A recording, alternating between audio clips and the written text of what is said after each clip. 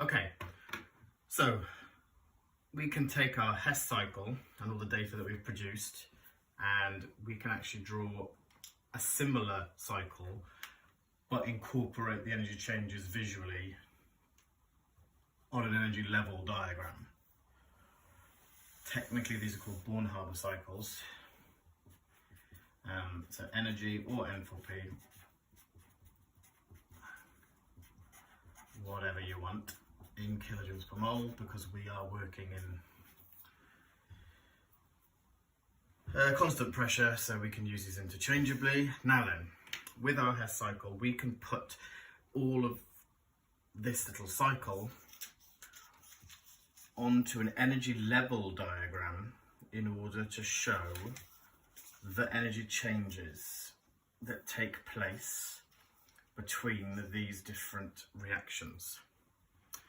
Now, if I just look at this to begin with, I can see that when these elements combine to produce either barium carbonate or barium oxide and carbonate, energy is released. Therefore, my elements contain more energy stored within them than the products that they can form.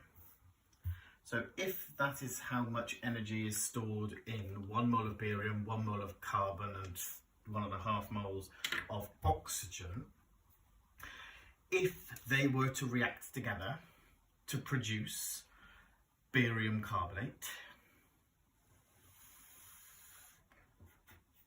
they would release 1216.3 kilojoules per mole. So I could put the energy level of barium carbonate relative to the elements that it is made of on this line down here, lower line. I can also put the enthalpy change from the elements to barium oxide and carbon dioxide. Now I could do this in 2 stages, or I could do it in 1 stage. So I could either go down to barium oxide and then down to carbon dioxide, which I will do. So 553.5. Oh, less energy is released when barium oxide is formed. So barium oxide is formed. Nothing changed with my carbon, and nothing changed with 1 mole of oxygen. I can then draw another little line. It'll be even shorter than this one, to show the enthalpy change when these 2 elements now combine. My barium oxide is still unchanged. I've now just produced carbon dioxide. So these are the enthalpy changes. That's the enthalpy of formation. This is the standard enthalpy of formation for barium carbonate. That is delta HF, the enthalpy change of formation for barium oxide, and that is the enthalpy of formation for carbon dioxide. Now, because the sum of the standard enthalpies of formation of barium oxide and carbon dioxide is less exothermic than the standard enthalpy change of formation of barium carbonate, we can see that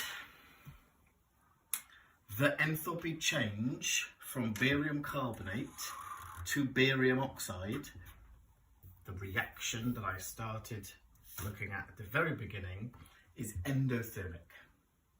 And the value, how endothermic it is the opposite route, just like we did with the Hess cycle. We can see here it's got to go, we've got to put energy in to go from barium carbonate up to barium oxide and carbon dioxide.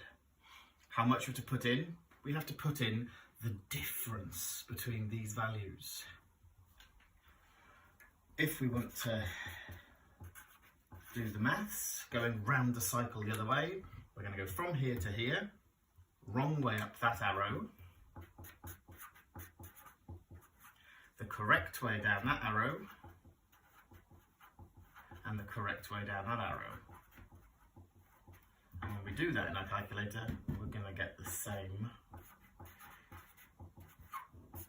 value. Now obviously this isn't quite to scale, because this should be even smaller than them, but it's a sketch, so that doesn't matter. So this enthalpy change for the enthalpy of reaction of the decomposition of barium carbonate is endothermic. If we wanted to, we could come up with a scale and draw it on graph paper, but we won't today.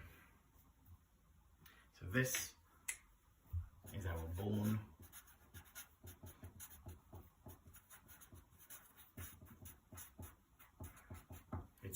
Haber cycle. It's basically a Hess cycle, but incorporating energy levels as well. All right, tooty tooter.